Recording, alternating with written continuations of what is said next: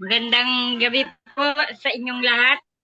Purihin po ang Panginoon sa ating mga buhay. Hallelujah. Tunay na napakabuti po ng Panginoon. Kanina sa Asia Pagam, panalangin ko, Lord, ibalik mo ko sa iyong presensya. Nung mga bandang tumawag na sumamatay. Eto na yun, Lord. Eto na yun. Kaya purihin po ang Panginoon. Maraming salamat po sa Panginoon. Sige po, tayo po ay manalangin. Hallelujah. Diyos Ama naming makapangyarihan sa lahat at sa anak mong si Hesus Kristo, maraming salamat sa banal na Espiritu. Gabayan mo kami, Panginoon, sa aming pananalangin, Panginoon. Alam namin, Panginoon, na lahat ng aming pananalangin, Panginoon, dinudulog sa iyo, Panginoon, ay tinugon mo na, O Diyos.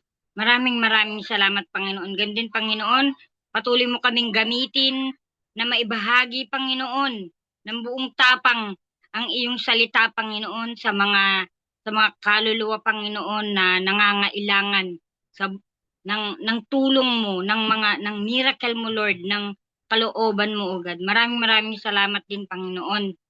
Sa bawat isang naririto, patuloy na ibuhos mo, Panginoon, yung masagana mong pagpapala, hindi lang yung material, Panginoon, yung kalakasan, kasiglahan, Panginoon, kagalingan, at yung protection, Panginoon, na nanggagaling sa iyo. Lord, maraming salamat. Gabayan mo ako.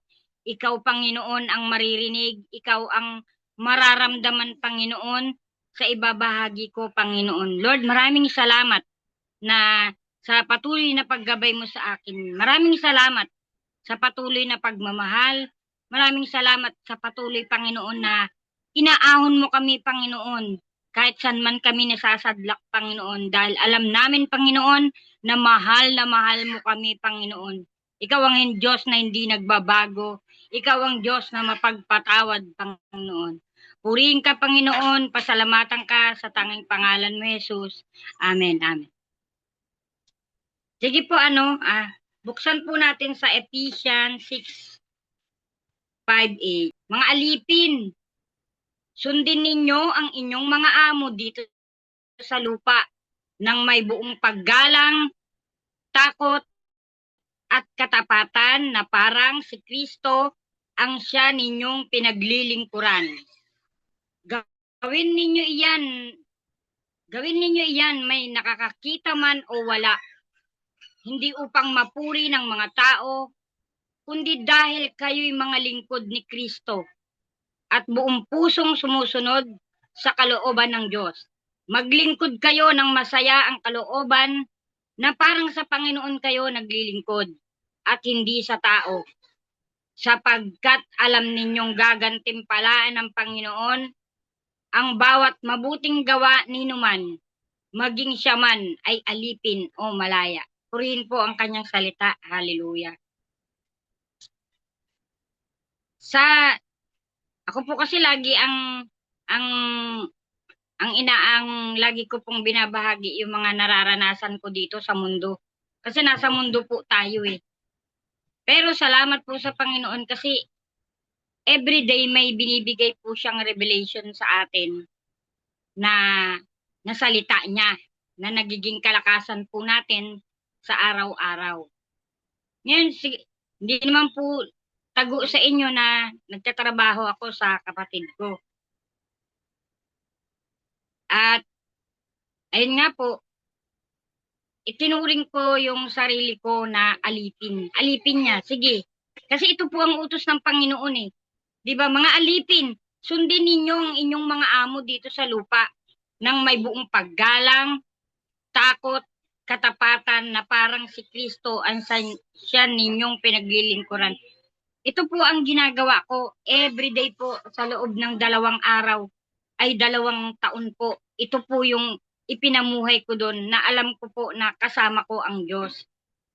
Pero, ayan po, yung gawin ninyo iyan, may nakakakita man o wala, hindi upang mapuri ng mga tao, kundi dahil kayo mga lingkod ni Kristo at buong pusong sumusunod sa kalooban ng Diyos. Nagtatrabaho po ako doon na alam ko kasama ko ang Panginoon. At ang purpose ko po doon ay maligtas yung kapatid ko, maligtas yung mga yung sambahayan niya.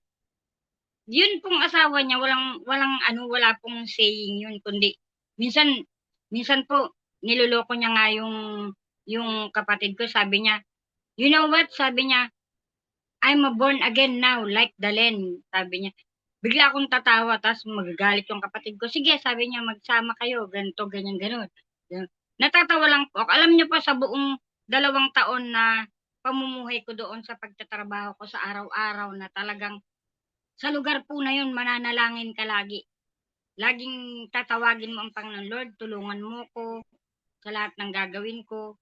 Sa daan pa lang po, alam niyo po, sa daan pa lang, sa jeep pa lang, pagbaba ko na ng kanto habang naglalakad ako, Lord, balutin mo ko ng yung banal na dugo. Kung ano man yung mga maririnig ko na mga salita na hindi mo kalooban, Lord. Talian mo na yan, Lord. Wasakin mo na yan sa pangalan mo, Jesus. Ganyan po ako araw-araw, ganyan po ako araw-araw. So, sinusunod ko po ang kalooban ng Panginoon, pero iba po yung ginagawa niya sa akin, iba. The more po na ipinapakita ko sa kanya na may Diyos, the more na pinapakita ko sa kanya, isinishare ko sa kanya minsan na ang Diyos natin mabuti, mapagmahal, mapagpatawad kahit ano pang kasalanan ang nagawa mo, kahit po sa kalkapan na makasalanan, basta buong puso ka lang lumapit sa Panginoon. Sinishare ko po yan sa kanya, buong puso ka lang lumapit sa Panginoon. Papatawarin ka niya, hindi ka niya tatalikuran. Yan po yung mga sinishare ko. Minsan po nagluluto kami dalawa, may pasundot-sundot akong ganun. Pero alam niyo po, matindi talaga yung yung nangyari sa akin doon, kaya pero nung mga lately po talagang hindi na niya ako tinatantanan. Tapos hinaharang na niya yung mga linggo ko. Meron nauna po yan nung pinadoktor ko si Andre, sabi niya, "Oh, ginamit mo yung araw ng Huwebes ko," sabi niya. "Babayaran mo yan ng araw ng linggo mo, ha," sabi niya. Okay, sige, sabi ko. Kasi amo sige, susundin ko po ng buong puso. O sige, okay lang. Tapos ako naman, nangingi na lang po ako ng kapatawaran sa Panginoon. Lord, patawarin mo ko, sabi ko. Kasi gusto ko nga po maligtas siya, kaya sinusunod ko rin yung gusto niya, pero mali po pala talaga. Mali. Tapos, sumunod na naman, yun nga po yung pagpunta ng Manila, susunduin yung anak niya. Sabi niya, "Oh, 3 araw tayo dun," sabi niya. Sabi ko, hindi na ako sasama. Hindi na ako sasama. Sabi ko, kasi ako na lang magbabantay ng bahay. O sino mag-aasikaso sa akin doon? Sino mag-aakay sa akin doon? Sabi. Kasi alam ko na naman po yung mangyayari eh. Babayaran ko na naman yung hindi na naman ako makakapag-church. Sabi nung asawa niya, samahan mo na yung ate mo. Hindi na naman ako nakapalag. Ayun na naman ako. Okay, sige, sabi ko. Alam niyo po, nung nandun na kami, kumilos na ang kaaway nung nandun na kami. Unti-unti nang ang kaaway kumilos, nararamdaman ko. Nakikiramdam din po ako eh. Naunang nag-check-in po kami sa Okada. Tapos nagyaya sila ng Soler. Ang purpose niya sa Soler po ay magsugal. Ngayon, di pumasok po kami ng Soler. Nagbigay siya ng pera. Sabi niya, "Oh, maglaro ka doon," sabi niya, "magsugal ka doon." Sabi niya, "Iwanan mo ko," sabi niya. Binigyan niya po ako ng 1,000. Ngayon tinignan ko 1,000, sabi ko, hindi ko kaya. Lord, hindi ko kaya, sabi ko. Hindi mo kalooban to, sabi ko. Ganun po ganun na makikipag-usap ka sa Panginoon kahit nag-iisa ka lang. Ang ginawa ko po, kinuha ko 1,000. Umikot ako, inikot ko po ang buong Soler. Minsan yung mga empleyado, sabi ko, pwede niyo po ba akong picturean? Kaya alam niyo po yung nag-post ako ng picture din, empleyado ng Soler na nag-picture sa akin. Tapos lumabas ako, binibidyo-video ko yung dancing fountain doon. Tapos basta umiikot po ako, naggagala ako, titignan ko. Tapos bumalik po ako sa kanya. Sabi niya, "Oh, ano, natalo na," sabi ko. Wala na eh. Sabi ko sa kanya, wala na eh. Ay, sabi niya, layuan mo muna ako kasi natatalo na ako, sabi niya. Ay, di umalis na naman po ako, lakad-lakad na naman ako, ikot na naman ako na ikot. Alam niyo po doon, makikita niyo yung, yung, kung kung paano nililinlang ng kaaway ang mga tao. Grabe. Alam niyo po, grabe. Ang pera doon, ganyan oh. Ganyan. Na ipinapalit po nila ng ano ba yun, may pinapalit sila kasi tinitignan ko eh. Tinitignan ko yung basta iniikot ko pa eh. Pupunta ako dun sa cashier. Iniikot ko po yung buong Soler. Ganun po yung nangyari sa akin dun. Na sabi ko, Lord, ganito na pala talaga. Ganito pala talaga ang kaaway nag-aaya sa kasalanan. Talagang ito na yun, ito na. Tapos yun po, natapos na kami, sabi niya, talo ako, sabi niya. Balik na tayo ng Okada. Balik na naman po kami ng Okada. Tapos, pasok na naman kami sa casino. Sabi ko, sabi niya, gusto mo maglaro? Hindi na. Sabi ko, hindi na. Sabi ko, sabi niya, sige, mag-ikot-ikot ka na. Kaya, yun, inubos ko na naman po yung oras ko do, kay ikot do sa Okada, kay ikot. So, yun na po, nung katatlong araw na po kami doon, umuwi na kami. Umuwi kami, Sabado ng gabi. Ina-expect ko makakapag-church po ako. Sabi ko, kasi, para makapagpasalamat din ako sa Panginoon. Kasi, halos isang buwan po akong hindi nakapag-church.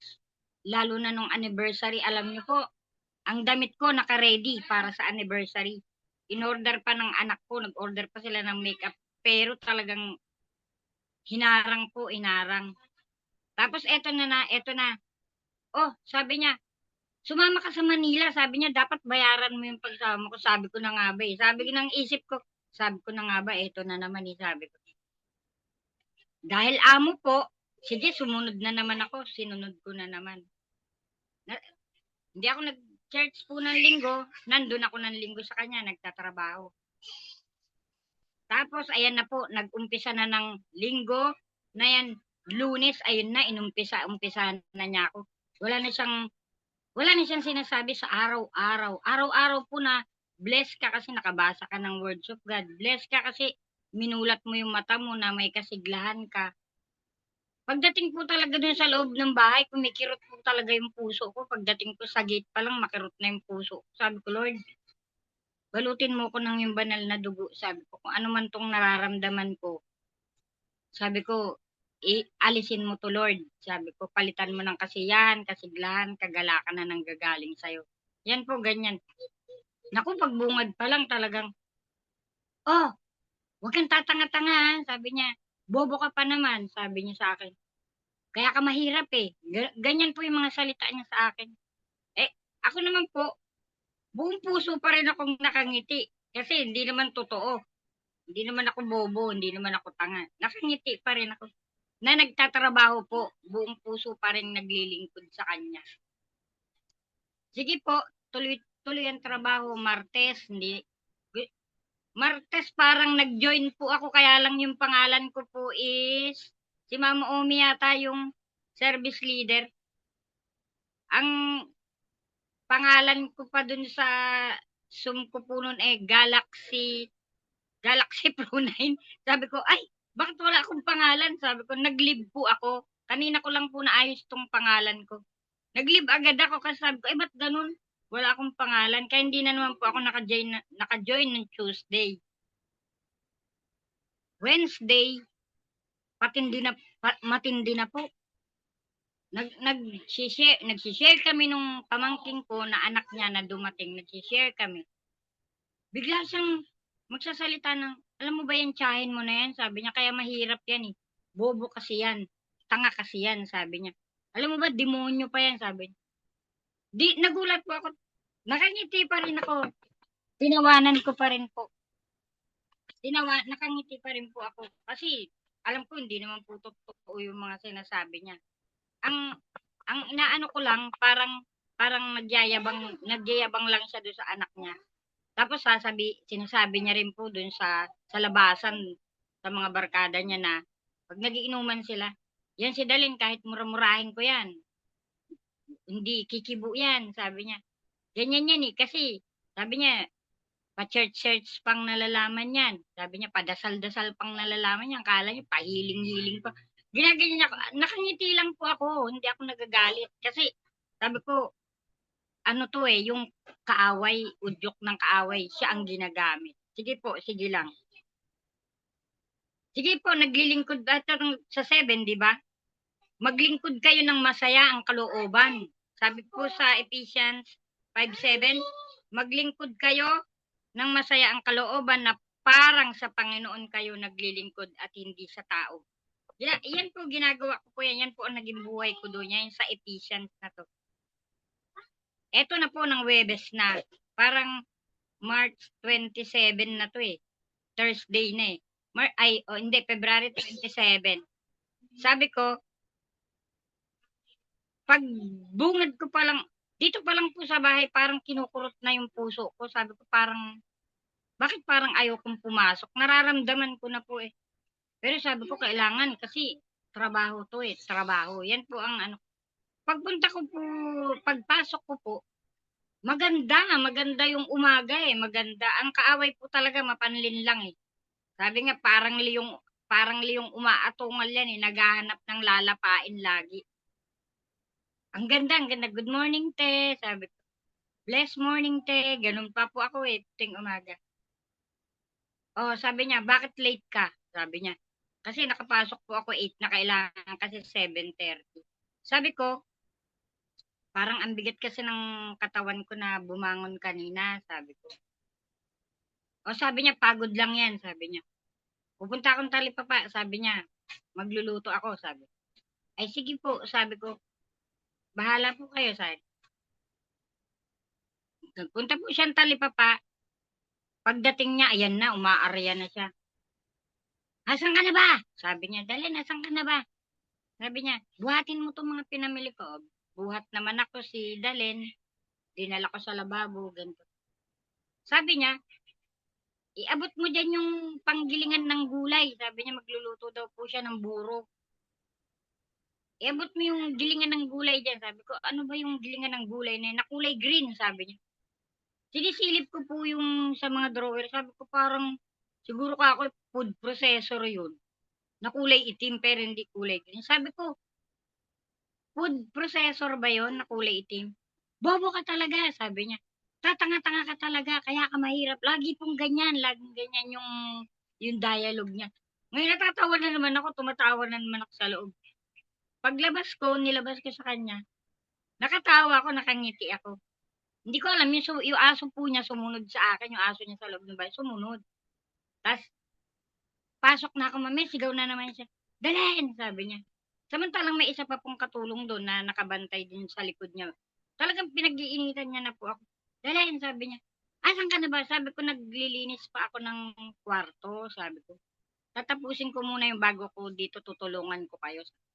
Kanina ka pa, sabi niya. Kanina ka pa, sabi niya. Hindi na natapos-tapos yung kwarto na yan, sabi. Hindi ako kumibo. Sabi ko, kasi nugasan ko pa yung mga pinagkainan nyo kagabi ng kuya. Sabi ko, di ba, tinambak-tambak nyo lang. Ay, sabi niya, marami kang dahilan, marami kang katwiran, yung ganun. Nakangiti lang po ako, nakangiti lang po. May yung aso naman. O, tignan mo, alam niyo po yung puro pasigaw na gigil na siya sa akin, gigil na sa akin na nakangiti pa rin ako. Ngiti pa rin yung iginaganti ko sa kanya. Kasi, ang ano ko, hindi ako apektado eh. Tapos ito na po. Ito po sinishare ko lang sa inyo na kung paano ko inahon ng Panginoon dyan sa kadiliman na yan. Sabi niya, may hawak siyang mustasa, sabi niya. Anong gusto mo ditong gawin? Sabi niya. Anong gusto mo dito? Sabi niya. Ilaga o hilaw lang, sabi niya. Hindi ko po alam na ang tinutukoy niya pala yung talong, pero ang hawak niya kasi mustasa. Ang sagot ko naman, ay mas masarap yan na hilaw. Sabi ko, di ba kinakain yan na hilaw? Sabi niya, o sige, sabi niya, hiwain mo, lamunin mo ng hilaw to ha, sabi niya. Nilabas niya yung talong. Ay, sabi ko, ano ba yung sinasabi mo? Sabi ko. Kasi mustasa'y hawak mo, sabi ko. Buong paggalang pa rin po, buong paggalang pa rin yung ano ko sa kanya. Sabi ko, ay, akala ko kako yung mustasa yung sinasabi mo. Kasi mas masarap yan, sabi ko, na nilaga. Ala, ayan na. Sabi, pinagmumura niya na ako. Parang, alam nyo, nakikita ko sa katauhan niya yung gumagamit po sa kanya, nakikita ko talagang gumaganon o gumaganon. Sabi niya, oh, pinagmumura na ako, sabi niya. Bobo ka talaga, sabi niya. Iba pa yung PI, iba pa yung mga sumpa-sumpa na sinasabi niya. E di, tinitigan ko siya. Tapos nagwawala na siya, nagwawala. Tinititigan ko siya, sabi ko, in Jesus name, Lord, sabi ko, in Jesus name. Sabi ko, balutin mo ko ng yung banal na dugo. Kasi iba na po yung nakikita ko iba na eh. Sabi niya, hype ka, sabi niya. Sabi yun, hype ka, bobo ka talaga, sabi niya, kaya ka mahirap kasi tanga ka, sabi niya. Ano yun, wala kang kwentang tao. Sabi niya, salot ka, sabi niya, demonyo ka sa buhay ko. Ay, sabi ko po sa inyo, parang nanghina ako, para akong nanghina. Ang ginawa niya, binato niya po yung talong sa mukha ko. Binato niya yung talong sa mukha ko. Buti, gumanon po yung talong. Sabi niya, isa kang demonyo sa buhay ko. Sabi niya sa akin. Parang nagulat po yung puso ko. Kaya ang ginawa ko, kinuha ko yung talong, hinugasan ko, nilaga ko. Pero, iba na po yung nararamdaman ko. Parang naninikip na yung dibdib ko. Naninikip na yung dibdib ko. Ang ginawa ko, umalis na po ako doon sa kusina. Lumabas ako, umikot ako, lumabas po ako, sumakay ako ng jeep. Basta nagpaikot ako, pumunta ako Subic, bubalik ako ulit. Kasi natatandaan ko yung turo sa akin ni Ma'am Nenet na pag sa trabaho, tapusin mo muna bago mo talikuran ng trabaho. Huwag kang aalis hanggat hindi tapos ang trabaho mo. Kaya bumalik po ako. Ngayon, ang sinasabi niya pala dun sa mga nagtatrabaho. Kasi may mga trabahador po. Yan, laging ganyan yan. Pagka nagagalit ako, nilalayasan ako niyan at hindi na ako babalikan yan. Sakto po pala nagsasalita isang ganun, bigla ako pumasok sa gate. Nakita niya ako, sabi niya, sabi ko sa inyo, hindi yan makakaalis dito. Sabi niya. Tapos, pinagtatawanan niya. Ang ginawa ko, uminom ako ng tubig. Kasi hindi po ako makaiyak hindi ako makaiyak. Nire-relax ko yung sarili ko. Tapos, ako doon sa kusina. Lumabas ulit ako sa kusina. Humarap pa rin po ako sa kanya na nakangiti. Kaya lang, hindi na po kaya talaga ng dibdib ko. Hindi na kaya ng dibdib ko. Kailangan pakainin mo na siya kasi siya nga daw ang amo Siya ang reyna ng bahay niya. Pinakain ko, pati basta tinapos ko po lahat ng ginagawa ko. Ngayon, nung mga 1 o'clock na po, nag-aano na ako, iba na yung nararamdaman ko po, naninikip na yung dibdib ko. Tapos, parang yung ulo ko po, puputok na, di ko maidilat yung ulo ko. Tapos, alam niyo po, parang may mga lumalagbutok sa katawan ko. Sabi ko, Lord, sabi ko, hindi ko na kaya, nauupos na ako. Sabi ko, Lord, hindi ko na po kaya, sabi ko. Alam ko, mahal na mahal mo ko. Sabi ko, ibangon mo ko dito, Lord. Sabi ko, hindi ko na kaya. Hindi na po ako makabangon. Sabi niyang apo ko si Hana, Mami, okay ka lang ba? Okay lang ako. Sabi ko, okay lang. Alam niyo po, nung tinatawag ko na ang Panginoon, sabi ko, Lord, yakapin mo ko, ibangon mo ko dito. Alam ko, Lord, mahal na mahal mo. Alam niyo po, tumakbo ako ng CR, 6 na beses po akong sumuka. Tapos, pumapasok sa isip ko, siguro po dikta ng Holy Spirit na ang lahat ng sinabi niya sa'yo, isuka mo. Yun po. Kaya sabi po ni Mama Tess kanina, self-deliverance daw po yun nangyari sa akin na lahat ng ibinato niya sa aking salita, isinuka ko na po doon.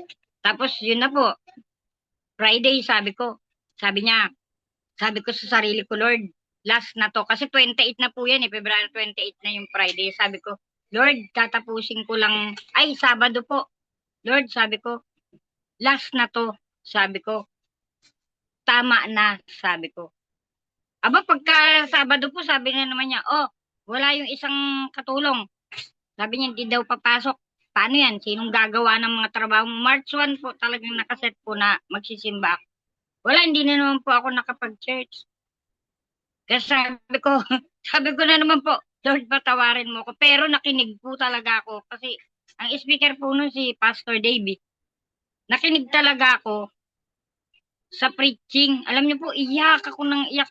Iyak ako ng iyak. Sabi ko, Lord, iaahon mo ako dito. Iyak ako ng iyak na naririnig ko yung preaching ni Pastor Dave na alam ko na hinihipo na ako ng Lord. Aalisin na ako ng Lord sa lugar na yun. Kaya po rin po ang Panginoon kasi yung linggo po na yan talagang Lunes. Ayoko pong magpaalam ng harapan kasi baka iyakan ako. Lalambot na naman ako. Kaya ang sabi ko, ng Lunes po, ng madaling araw, sabi ko, good morning po ate, sabi ko. Hindi ko na po kayang pumasok, sabi ko, dahilan sa sumama na yung pakiramdam ko sa nangyari, hindi mawala sa isip ko. Sabi ko po, yan po ang sinabi ko dun sa chat.